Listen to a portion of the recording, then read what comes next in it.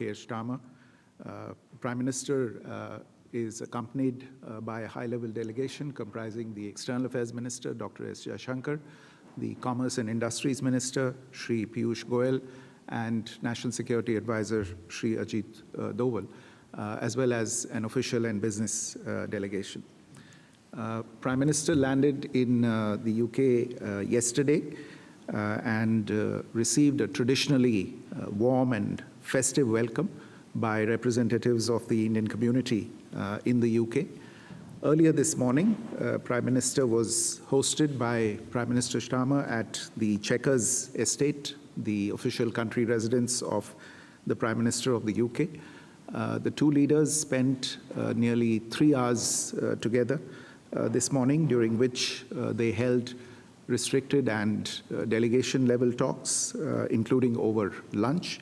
The two leaders had the opportunity to review the entire gamut of issues in the bilateral relationship and also to discuss regional and global issues of mutual interest. The Prime Minister is scheduled to call on His Majesty King Charles III at Sandringham Estate in a short while from now. At Chequers, as you would all be aware, the highlight and the headline really from this visit was the signing that Prime Minister Modi and Prime Minister Starmer oversaw of the historic India-UK Comprehensive Economic and Trade Agreement between the Commerce and Industries Minister, Shri Piyush Goyal, and the UK Secretary of State for Business and Trade, Mr. Jonathan Reynolds. This landmark agreement will significantly increase trade and investment and economic cooperation between the two countries by lowering tariffs in key sectors, including labor-intensive sectors in India like textiles, leather, footwear, agricultural products, marine products, sports products, toys, gems and jewelry, and others. Apart from trade and investment, it would also strengthen innovation and technology collaboration. The two sides have also agreed to negotiate a double contribution convention, which will enter into force along with the free trade agreement and will facilitate professionals and service providers on both sides and reduce the cost of doing business in both countries. Documents related to the agreement are available online, and you may wish to refer to them for further details about the Comprehensive Economic and Trade Agreement. In addition, the two leaders also engaged informally with leading CEOs of business enterprises of the two countries. These CEOs represented key and relevant sectors of the respective economies. They were from the fields of health and pharmaceuticals, gems and jewelry, automobiles, energy, manufacturing, telecom, technology, IT, ITES, logistics, textiles, and financial services.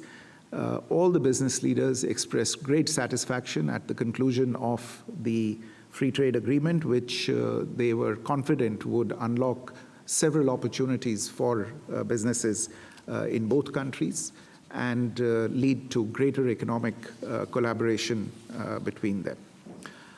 In addition to the free trade agreement, which, as I said, is the headline from this visit, there were other deliverables as well during this visit, and I would just like to highlight 4 of those today. In order to infuse higher ambition and renewed momentum into the comprehensive strategic partnership between the UK and India, both leaders today adopted the India-UK Vision 2035 document, which will steer the relationship for the next 10 years with a focused and time-bound program of action and initiatives in key pillars of bilateral action between the two countries, such as economy and growth, technology and innovation, defense and security, climate action and clean energy, education, and people-to-people ties. The India-UK Vision 2035 will also be available online, and I encourage you to refer to the document for details. Second, both leaders welcomed today the adoption of the Defense Industrial Roadmap, which will open up enormous opportunities for joint collaboration for defense industries of both sides. Third, just this morning, a memorandum of understanding was signed between the Central Bureau of Investigation of India and the UK National Crime Agency. And fourthly and finally, both leaders also expressed great happiness at the increasing collaboration in new and emerging technologies between the two countries, particularly telecom, AI, and critical minerals. This is being steered under the Bilateral Technology Security Initiative, the TSI, which incidentally is having its first birthday today. It has completed 1 year. And a statement on the progress of the implementation of the TSI has also been issued by both sides today. The two leaders also discussed the deepening of partnership between India and the UK in the education sector, perhaps one of the most exciting sectors for cooperation in the coming years, and they welcomed the opening in India recently, just last week as a matter of fact, of the campus of the Southampton University in Gurugram. It's the first such foreign university campus to be opened in India under the new education policy of India. And at least five more UK universities are in the process of opening similar campuses in India. Two leaders also acknowledged the valuable contribution of the dynamic Indian diaspora in the United Kingdom, which is a living bridge that connects both our countries. The leaders also had the opportunity to discuss at some length the menace of terrorism. Prime Minister Modi thanked Prime Minister Starmer for the strong support and solidarity extended by the United Kingdom to the people of India in the wake of the Pahalgam terror attack. Both leaders expressed a commitment to strengthen the global fight against terrorism. It was noted that extremism and radicalization pose a threat to both societies, and that there was need to further enhance bilateral collaboration and cooperation to deal with these scourges of terrorism, extremism, and radicalization. Prime Minister Modi also sought the UK's cooperation to bring to justice economic offenders and fugitives from Indian law. Finally, I should say, Prime Minister Modi invited Prime Minister Starmer to pay his maiden visit to India as Prime Minister of the United Kingdom at his earliest convenience. Prime Minister Starmer has accepted the invitation, and we will now work out the details bilaterally. I mentioned earlier Prime Minister's last engagement in a short while from now at Sandringham Estate.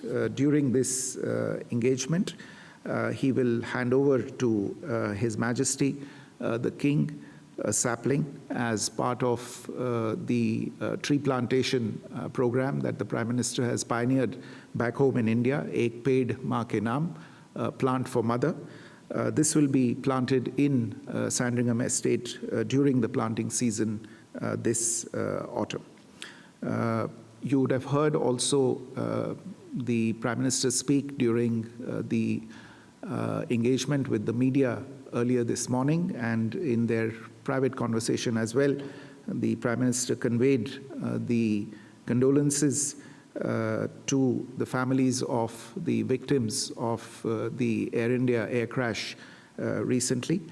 Many of them were UK nationals, and the Prime Minister expressed his condolences at the losses that had been suffered. Let me stop there. If there are any questions, I would be happy to answer those. Floor is open now. As you ask your question, please do identify yourself and your organization. We start with you, Sriram.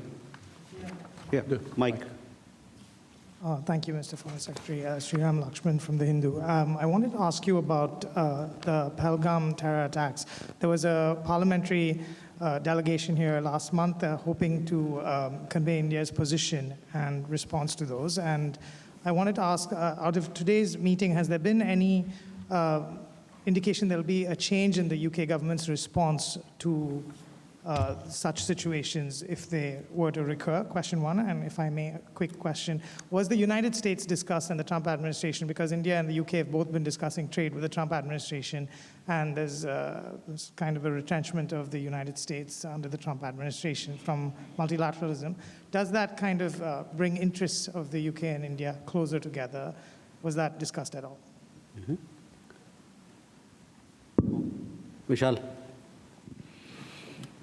Sir मैं विशाल पांडे हूँ ABP news से। मेरा सवाल ये है कि FTA होने के बाद सर इस तरफ एफटीए होने के बाद भारत की इकॉनमी कितना बूस्टअप करेगी और जो अलग अलग सेक्टर्स हैं ख़ासतौर पर कृषि के क्षेत्र में किन चीज़ों का ध्यान भारत ने रखा है ताकि जो हमारे किसानों की तमाम चीज़ें रही हैं उसे ख्याल में रखा गया एफटीए करते हुए?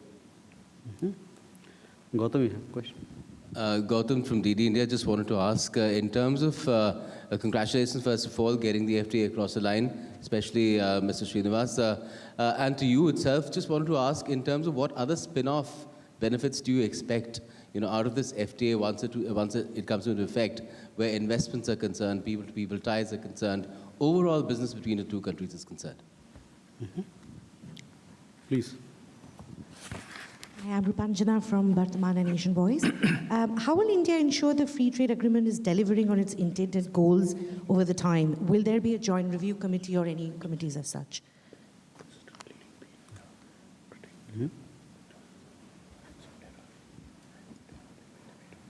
Okay, please go ahead. Hello, Naomi Canton, Times of India. I'd like to know a bit more about the services sector in the free trade agreement. Which sectors the UK has now got access to and which sectors it hasn't? I understand possibly legal services is not part of it. And will you look at liberalising any future services sectors in the future after this FTA? And also, could you speak a bit about the agreement on tackling organised crime and illegal migration and this agreement between the NCA and the CBI? So we can take these questions. Well, I think 80% of the questions are on the FTA, so I will request Satya to answer those. Let me just respond to the first question and then get out of Satya's way. On Pahalgam, we saw a very firm response from the United Kingdom, a condemnation of terrorism. This remains an important subject of discussions between the two sides at all levels. As I mentioned, it was discussed between the Prime Ministers today as well. And I think there is a fair degree of identity of views on the importance of collaboration against what is a global scourge.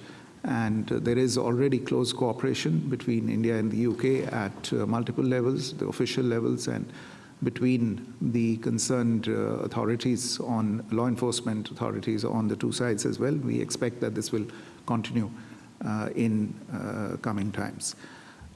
With regard to discussions related to the United States, look, we are in the UK. We are discussing a free trade agreement between India and the United Kingdom. So you will understand if I say that the focus was on that, fair and square. Naturally, the overall environment globally of world trade was referred to. But on that front, what I would emphasize is that this underlines even more the significance of the India-UK FTA. For an agreement as significant as this to be achieved at this point in time is the really important message to take away from today's events. So that's what I would say on that issue. On this last point, the MOU that's been signed between the CBI and the National Crime Agency of the UK, it is intended to combat instances of corruption, of serious fraud, and organized crime. There has been some cooperation on that, and we are able to now institutionalize this cooperation. Let me turn to Satya to address the questions related to the free trade agreement. Yeah, free trade agreement, I mean, the CETA, India-UK CETA, first and foremost, it provides a facilitative and a predictable framework, and that's what businesses are looking for.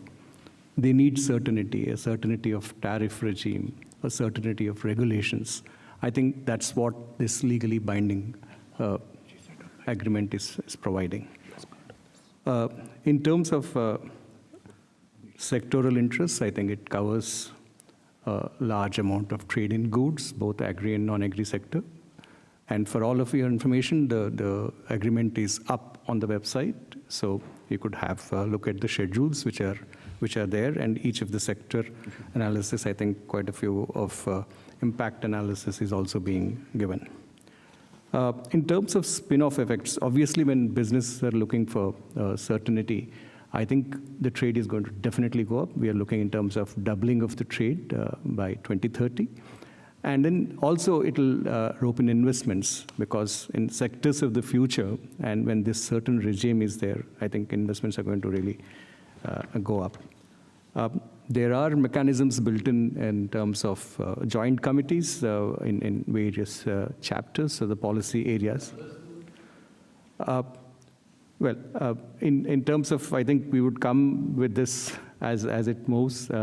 Right now, different sectors of interest, because industry also has expressed interest, and to convert into numbers, I think it will take a little time, because they are also looking in terms of what reductions are there, eliminations immediately, or phased reductions. So for their calculations as well, I think they need to look at where the details are available today. So as I mentioned, the joint committees do exist in across the policy areas where they would meet, and then whatever issues in terms of barriers which they see for trade, they would be addressed. Services, I think, is an important area. I mean, it's in terms of both economies are services, largely services dependent. Therefore, here we have deep commitments coming in areas of interest on both sides, whether it is financial services or insurance services, telecom or transport, travel, IT, ITS. I think from our side, IT, ITS is one of the large. So it covers all modes of engagement and aspects of mobility, professional services, other business services. So deep commitments have been made. I think this is the brief from my side. Thanks. Yeah, please. Thank you, sir. Aditi from Press Trust of India. So if you could perhaps elaborate a little bit on the discussion on counterterrorism. Pro-Khalistani extremism was an issue that had been recognized. Is that something that's still on the agenda? Is there a recognition of that as an issue as well? And a second question, if I may, for you, sir, about the DCC, which I think was mentioned will come into force along with the FTA. We were given to understand that at the moment only a legal understanding has been made and the negotiations continue. So if you could just give us a little bit of an elaboration on that. Thank you. Please.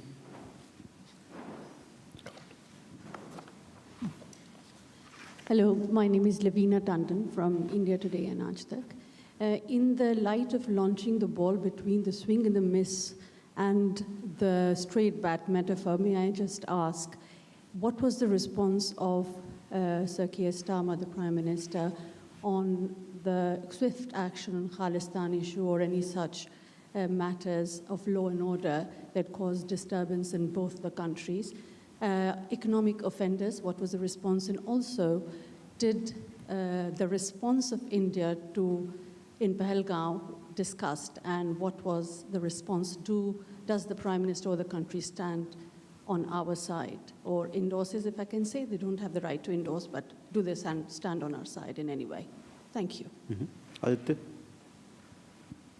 Sir नमस्कार, मेरा नाम आरेंद्र है, मैं Doordarshan news से हूँ।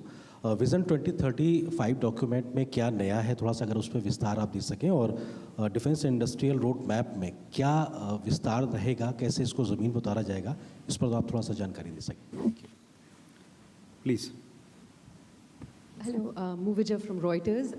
Sorry, if I may, I just had one question on the US-India trade negotiations. I just wondered if at all an interim deal could be reached by August 1. I know it was a deadline that was set by the Washington administration, but I just wanted to check that. And also one on the UK-India trade deal, which is, so I appreciate that the carbon border adjustment mechanism was not part of the deal, but is it something that the Indian government is still pursuing? Because just after the trade deal is signed and as part of further progress. Mm-hmm. Thank you. Sir? Okay. Let me go back first to, I think in the earlier set of questions, there was a question on state of cooperation on organized crime and illegal migration that had been referred to. There is between India and the UK an agreement on mobility and migration, which includes cooperation in facilitating the return of undocumented and illegal migrants.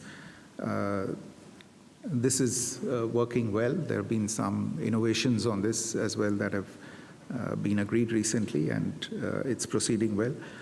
We also have between us a unique young professionals scheme, about 3,000 visas per year. Indians and UK nationals can travel to each other's country for up to 2 years. And there is also cooperation in simplifying normal travel visas. We have on every occasion that we've had for discussion with our UK counterparts emphasized that the government of India is clearly against illegal migration, and we have worked in the past and continue to work with our partners on this issue, including for the purpose of repatriating such illegal immigrants. At the same time, we both recognize that the exchange of human resources and access to talent and skilled human resources is an advantage for both economies, and encouraging and promoting that is in the interests of both countries. And some of the agreements and understandings that you see in the process of being reached are aimed precisely at that. On these questions related to the discussions today on extremists and on counterterrorism, as well as economic offenders, let me say with regard to the activities of extremists, we shared our thoughts and views. We've noted the fact that they are increasingly active, have in the past and continue to threaten the safety and security of our diplomatic missions and personnel, inciting violence against our leaders and against our diplomats. This issue was discussed, and we have engaged at several levels on these matters with our UK counterparts. And I would say that we have received cooperation as well on these matters, and including during this specific visit, we have received cooperation from our UK partners on addressing these issues. So I'm sure that this will continue in the future. On terrorism and on economic offenders, I've already mentioned that we've continued to bring our concerns to the attention of UK authorities. As far as economic offenders are concerned, we understand wherever there are legal processes to be entered or to be carried through, we expect that those legal processes will be taken to their conclusion in an expedited manner so that justice can be served. On the defense industrial roadmap, जो आपका प्रश्न था, तो defence industrial road map एक सहमति दोनों देशों के बीच बनी है जो रक्षा सामग्री है उसके उत्पादन में कैसे दोनों देश एक दूसरे की सहायता कर सकते हैं रक्षा सामग्री और जो उत्कृष्ट तकनीक से बनी रक्षा की सामग्री है उसमें कैसे दोनों देश एक दूसरे की सहायता कर सकते हैं और इसमें प्राइवेट और पब्लिक सेक्टर के जो एंटिटीज़ हैं दोनों देशों में वो कैसे एक दूसरे से जुड़ सकते हैं नए डिफेंस टेक्नोलॉजीज़ और प्रोडक्ट्स के उत्पादन के लिए उनके डिज़ाइन के लिए उनकी मार्केटिंग और उनके डिस्ट्रीब्यूशन के लिए एक दूसरे के लिए ही नहीं लेकिन पूरे विश्व भर में कैसे उसको उस पर काम किया जा सकता है और इस रोड मैप से दोनों देशों के बीच जो अभी तक काम चल रहा है उसको और बढ़ावा मिलेगा और जो एक तरह से इंस्टीट्यूशनल लिंक्स हैं दोनों देशों के बीच वो आगे बढ़ाए जाएंगे on Vision 2035 as well. Vision 2035 is really built around 4 or 5 major pillars, and then there are a lot of activities that have been planned under that. It's in the areas of economy and trade, technology and innovation, defense and security, climate and energy, education, and people-to-people contact. Several of these subjects were discussed extensively between the two prime ministers today during their restricted talks as well as during lunch as well. For instance, there was a discussion on possible cooperation in the field of space, on startups, in the emerging technologies area, a discussion on AI and telecom, how that could be taken forward. There was a discussion on the priorities that both sides had on technology and innovation and what both countries were doing in their respective areas on this. On climate and clean energy as well, the kinds of things that were underway. Prime Minister spoke about the fact that some of our renewable energy goals that were set for 2030 had been achieved 5 or 6 years ahead of schedule. Both leaders spoke about the green energy projects that are underway in their respective countries. So this was, in a sense, a curtain raiser for the kinds of things that will be progressed under the Vision 2035 document. On the US-India trade deal, I have mentioned earlier, we are discussing that under a different vertical. All I can say is that our engagement is underway, the contacts are underway, and we'll see how that goes. So, yeah, with regard to DCC double contribution convention, we have arrived at an understanding that is the convention would come into effect along with the FTA coming into force. So both would be together implemented. 2, that the exemption period on which this contribution would be exempted is for a period of 3 years. And we also have agreed upon electronic exchange of certification for enabling this. So all the key elements stand, cleared, or clear understanding has emerged on it. And the rest of the part in terms of in the coming year, we would have the text that will be ready, and by the time CETA is ratified, this would be in place. In terms of CBAM, you are aware of a position on CBAM, wherein it is still not in place in UK, it will come in the future. But if we see that it does have an adverse effect, there are enough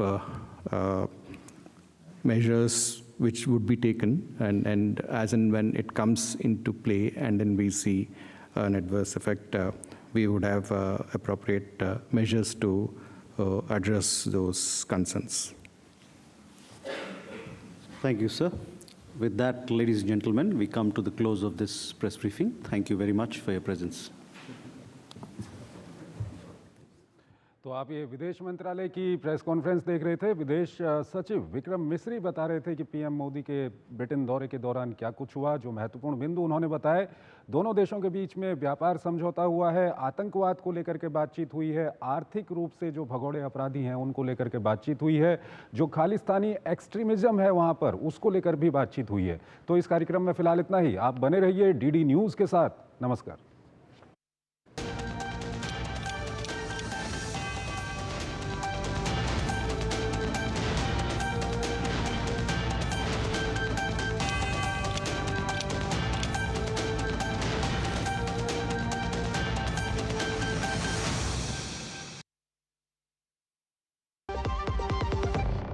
दम आलू कैसे बना और दाल तड़का भी और mushroom मसाला भी। बिना MDH मसालों के टेस्टी खाना कैसे बनेगा? MDH दम आलू, दाल तड़का और मशरूम मसाला। MDH से खाना हर बार मजेदार। मस्त है, सरस है। उड़ी बाबा। MDH सदा आपको नए स्वाद देने के लिए प्रतिबद्ध है।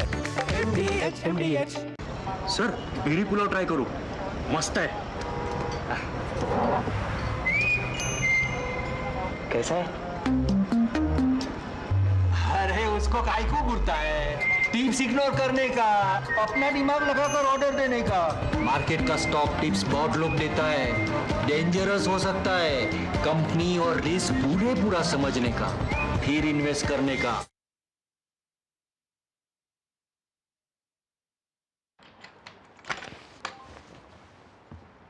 बोल के थक गया। क्या हुआ? नया किडबैक चाहिए। तो पहले कैप्टन से बोलो, नहीं सुना तो मैनेजर से। करेक्ट। तो ऐसे ही पहले शिकायत बैंक से करें, 30 दिनों में जवाब या समाधान ना मिलने पर CMS पोर्टल पे शिकायत करें। तो पहले बैंक फिर CMS पोर्टल, नहीं तो शिकायत होगी नामंजूर। चले ले आ गया ना किडबैक। RBI कहता है पहले अपना बैंक फिर RBI ओम्बुड्समैन। जब धरती चीर कर निकलता है लोहे का पत्थर और मिलता है मोंगिया के जोश से, फिर तपता है, पिघलता है और बनता है फौलाद। अब होता है सरिया सारी खूबियों के साथ। मोंगिया स्टील, मजबूत देश का मजबूत सरिया। एक मिनट। क्या हुआ?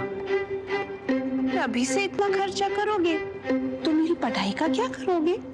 तुमने पहले ही लाइफ इंश्योरेंस का चाइल्ड प्लान सोच रखा है, इसकी हुआ। बढ़िया है। सपनों को रखो सुरक्षित।